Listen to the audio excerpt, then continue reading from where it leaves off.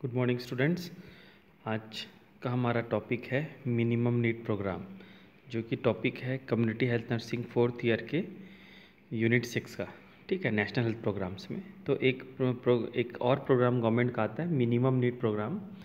ये minimum need programme directly health programme नहीं है, लेकिन इसमें हेल्थ सेक्टर को भी कवर किया गया है। ठीक है, जब इंडिया आज़ाद हुआ था तब हमारे पास रिसोर्सेस और कई चीज़ों की कमियां हमारे पॉपुलेशन में थी। ठीक है, तो इसी को ध्यान में रखकर जब फर्स्ट 5 ईयर प्लान इंट्रोड्यूस किया गया था, ठीक है, जो 5 ईयर प्लान पंचवर्षीय योजना जिसको अपन बोलते हैं, जो इंट्रोड्यूस किया गया फर्स्ट 5 ईयर प्लान, जो कि 1974 से 78 तक के लिए था। ठीक है, तो उस समय मिनिमम नीड प्रोग्राम को लॉन्च किया गया था और इसमें बेसिकली ये चीज़ रखा गया था कि एटलीस्ट कुछ ऐसे चीज़ हों, मिनिमम ऐसे चीज़ हों जिसको कि बेसिक चीज़ें हों जो कि हमारे पॉपुलेशन तक पहुंचनी चाहिए। ठीक है, इसमें हेल्थ भी था, वाटर सप्लाई भी था और काफ़ी सारे एजुकेशन एस्पेक्ट्स भी थे, हाउसिंग एस्पेक्ट्स भी थे, काफ़ी सारे एस्पेक्ट्स थे जो कि एक इंसान को ज़िंदा रहने के लिए, ठीक है, क्वालिटी लाइफ जीने के लिए बहुत ही ज़रूरी होते हैं। ठीक है, तो ये एक गवर्नमेंट का बहुत ही अच्छा प्रोग्राम था। लेकिन अगर हम लोग देखेंगे 74 से लेके आज तक लगभग 45 ईयर में अगर हम देखते हैं तो भी ये प्रोग्राम, ये जो योजना है, इसका लाभ हमारे हर एक व्यक्ति तक नहीं पहुंच पाया है। ठीक है, लेकिन पिछले कुछ सालों में काफ़ी तेज़ी इसमें देखने को मिली है। ठीक है, तो अपन देखेंगे minimum need programme. The minimum need programme was introduce in the first year of the 5th 5 year plan 1974 to 78। ठीक है, फर्स्ट 5 ईयर प्लान में इंट्रोड्यूस किया गया था 74 to 78 में, to provide certain basic minimum need and improve the living standard of the people. काहे के लिए चालू किया गया था? To provide certain basic minimum need, एकदम बेसिक चीज़ों के लिए। ठीक है, ताकि उनका लिविंग स्टैंडर्ड को क्या किया जा सके, इम्प्रूव किया जा सके। ठीक है, it aims at social and economic development of the community. जो कि उसका अल्टीमेट एम आगे चल के था वो ये था कि उनका सामाजिक और इकोनॉमिक, मतलब कि सोशल और इकोनॉमिक दोनों तरीके का कम्युनिटी का डेवलपमेंट इसके ज़रिए हो सके। ठीक है, particularly the under privilege and under served population. ठीक है, ख़ास तौर पे उनके लिए जो कि अंडर प्रिविलेज सेक्शन से या अंडर सर्व पॉपुलेशन से आते हैं, ख़ास तौर पर SC ST OBCs हो गए, या तो फिर जो बिलो पॉवर्टी लाइन पे रहते हैं, या जो ऐसे जो हिली एरिया या ट्राइबल एरिया में रहते हैं। ठीक है, जहाँ पर ज़िंदगी काफ़ी कठिन हो या जहाँ पर उनको इकोनॉमिक एक्टिविटी करने के लिए कोई दूसरे साधन ना हो। ठीक है, ऐसे जगह को ख़ास तौर पर फोकस रखकर किया गया ताकि इनका सोशल एंड इकोनॉमिकल डेवलपमेंट हो सके। ठीक है, अब इसको अपन देखते हैं मिनिमम नीड प्रोग्राम में बेसिक कंपोनेंट्स क्या क्या हैं। ठीक है, किस किस एरिया में काम किया गया। ठीक है, तो सबसे पहला है रूरल हेल्थ। ठीक है, तो सबसे पहला जो काम किया गया रूरल हेल्थ में काम किया गया। ठीक है, बेसिकली रूरल हेल्थ में अगर उस समय की बात करें तो हमारे पास बहुत ही लिमिटेड रिसोर्सेज थे। ठीक है, अगर हम लोग बोर कमेटी के रिकमेंडेशन को अगर देखते हैं तो उसमें बताया गया था कि फील्ड वर्कर जो है ना, जो फील्ड वर्कर हैं उनको ज़्यादा प्रमोट करने के लिए बोला गया था। तो उस समय रूरल हेल्थ सर्विसेज में आमतौर पर फील्ड वर्कर के द्वारा ही सर्विसेज दी जाती थी। फिर सेकेंड कंपोनेंट है रूरल वाटर सप्लाई। नेक्स्ट चीज़ जो अपना आता है वो आता है रूरल वाटर सप्लाई। ठीक है, अगर अपन देखते हैं कि वाटर सप्लाई जो है, गवर्नमेंट कहती है कि वाटर जो है एक मिनिमम नीड है किसी भी एक फैमिली के लिए, है ना। तो गवर्नमेंट चाहती है कि सभी के घर में 24 आवर पानी सप्लाई मिलता रहे। ठीक है, ये आज का मिशन नहीं है, बहुत पहले का मिशन है। ठीक है, लेकिन अभी भी कई जगह ऐसे हैं जहाँ पर 24 आवर तो आप छोड़ दीजिए, नॉर्मल पीने का साफ पानी भी उनको मिल पाना काफ़ी मुश्किल है। ठीक है, तो रूरल वाटर सप्लाई में ये था कि किसी भी हालत में सभी के लिए पीने का साफ पानी मिलना चाहिए। ठीक है, पानी अपन जानते हैं कि कई प्रकार के कंटामिनेटेड होते हैं। एक तो होता है कि उसमें किसी प्रकार का माइक्रो ऑर्गेनिज्म का प्रेजेंस हो जिसके कारण से हेल्थ को हार्म करता है। सेकंड चीज़ है उसमें कोई मेटल पार्टिकल्स हो, वो भी हमारे हेल्थ को हार्म करता है, जैसे कि आयरन। ठीक है, अपने बस्तर एरिया में अपन देखते हैं तो हमारे यहाँ आयरन वाले पानी का बहुत ज़्यादा प्रॉब्लम है। ठीक है। तो रूरल वाटर सप्लाई में टारगेट रखा गया है कि सभी के तक पीने का शुद्ध पानी पहुंच सके। देन है रूरल इलेक्ट्रिफिकेशन, ठीक है। रूरल इलेक्ट्रिफिकेशन में गवर्नमेंट का टारगेट था कि जितने भी गांव हैं, चाहे वो कोई भी जगह पे हो, वहाँ तक बिजली के खंभे और बिजली की लाइन पहुँचनी चाहिए।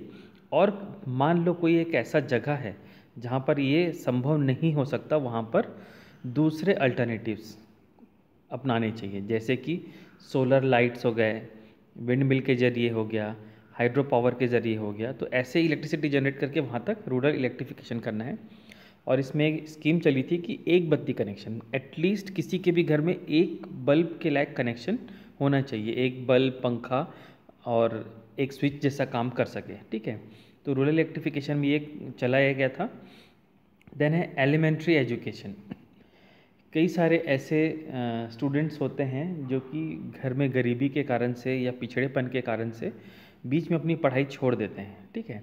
तो ऐसे लोगों को वापस पढ़ाई में जोड़ने के लिए, प्लस हर एक इंडिया के हर एक सिटीज़न तक एजुकेशन को पहुंचाने के लिए एलिमेंट्री एजुकेशन प्रोग्राम चलाया गया था, ठीक है। इसमें सबसे खास बात ये था कि कहीं मान लो ऐसा जगह है कि वहाँ पर स्कूल नहीं है, मान लो, ठीक है। स्कूल बनाने का टारगेट तो था ही, लेकिन अगर स्कूल वहाँ पर फिर भी नहीं है तो उन लोगों को डिस्टेंस लर्निंग के ज़रिए जोड़ा गया और रेडियो के माध्यम से और टीवी के माध्यम से उस समय पढ़ाया गया, ठीक है, जिसको कि अपन लोग दूरस्थ शिक्षा अभियान के नाम से भी जानते हैं, ठीक है। तो एलिमेंट्री एजुकेशन में सभी तक एजुकेशन को पहुँचाने का टारगेट रखा गया था।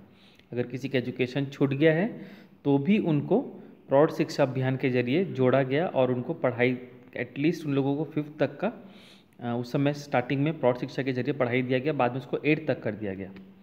देन है अडल्ट एजुकेशन, ठीक है। अधिकांश जो हमारी इंडियन पॉपुलेशन है वो विलेजेस में रहती है, जहाँ पर सबसे बड़ा प्रॉब्लम ये है कि वहाँ के अधिकांश बच्चे क्या हैं, पढ़ाई को बहुत जल्दी छोड़ देते हैं। कुछ बच्चे तीसरी, चौथी, 5वीं तक छोड़ देते हैं, लगभग 35% बच्चे, और लगभग 70% तक बच्चे जो हैं वो 10th के अंदर में छोड़ देते हैं। और अडल्ट एजुकेशन मतलब जो 18 ईयर को क्रॉस कर गया हो लेकिन किसी भी कारण से अपना एजुकेशन ड्रॉप कर दिया हो, उनको इसमें जोड़ना, ठीक है। देन है न्यूट्रिशन, ठीक है। गवर्नमेंट के ढेर सारे प्रोजेक्ट चलाए गए न्यूट्रिशन को लेके, जो आज भी हम लोग चलता देखते आ रहे हैं, क्योंकि उस समय जब आज़ाद हुआ था देश और जो फर्स्ट 5 ईयर प्लान आया था तब माल न्यूट्रिशन का बहुत बड़ा प्रॉब्लम था इंडिया में, ठीक है। 1-2 बार अकाल भी इस बीच में आए थे, तो उसके कारण से हम लोगों को बहुत ही ज़्यादा माल न्यूट्रिशन का प्रॉब्लम था। तो न्यूट्रिशनल प्रोग्राम भी चलाया गया गवर्नमेंट के साइड से, जिसमें कि राशन कार्ड सभी का बनाया गया और गवर्नमेंट के साइड से सब्सिडाइज रेट में और फ्री में भी, ठीक है, अलग अलग कैटेगरी वाइज और पर्सन वाइज उन लोगों को राशन प्रोवाइड किया जाता था, जिसमें कि राइस, वीट, शुगर, कुकिंग के लिए कैरोसिन, ठीक है, ऐसे सब चीज़ प्रोवाइड किए जाते थे। कुछ जगहों पे इसको अलग तरीके से भी राशन में प्रोवाइड किया जाता था, जैसे कि गुड़ दिया जाता था, या कई जगह पर ऐसे हैं कि सत्तू का आटा दिया जाता था, ठीक है। तो हर एरिया में, हर स्टेट में अलग अलग तरीके से इसको इम्प्लीमेंट किया जाता था। देन है environmental improvement of urban slums, ठीक है। हमारा अर्बन स्लम जो है वो अवैध कॉलोनियों से, इलीगल कॉलोनीज़ या इलीगल हाउसिंग एरिया से भरा रहता है, ख़ास तौर पर अर्बन स्लम्स, ठीक है, जहाँ पर कोई भी चीज़ प्लानिंग से नहीं होता है। गलियाँ एकदम सकरी गली होती है, गवर्नमेंट के गाइडलाइन के हिसाब से एटलीस्ट 30 फीट का रोड एटलीस्ट होना चाहिए, लेकिन कई गली ऐसी जहाँ पर 5 फीट, 10 फीट ऐसे टाइप के रोड होते हैं। तो वहाँ पर क्या है, प्रॉपर ड्रेनेज सिस्टम नहीं हो पाता, प्रॉपर ड्रिंकिंग वाटर का सप्लाई नहीं हो पाता, प्रॉपर सीवेज सिस्टम नहीं हो पाता। तो ऐसे जगह पे क्या है, एनवायरमेंटल इम्प्रूवमेंट करना है, ठीक है। वहाँ का जो एनवायरनमेंट है उसको इम्प्रूव करना है, क्योंकि वहाँ पर अनप्लान्ड है, इसलिए कोई भी कहीं भी बना देता है, प्रॉपर ड्रेनेज नहीं होता, पानी जमते जाता है, गंदगी आती है, इसके कारण से डायरिया, टाइफाइड होता है, मॉस्किटो और फ्लाइज का ब्रीडिंग प्लेसेस बन जाता है। फिर वहाँ पर आवारा मवेशी, कुत्ते या पिग्स आएंगे और उन लोग भी क्या करेंगे, बीमारी को फैलाने का काम कर सकते हैं।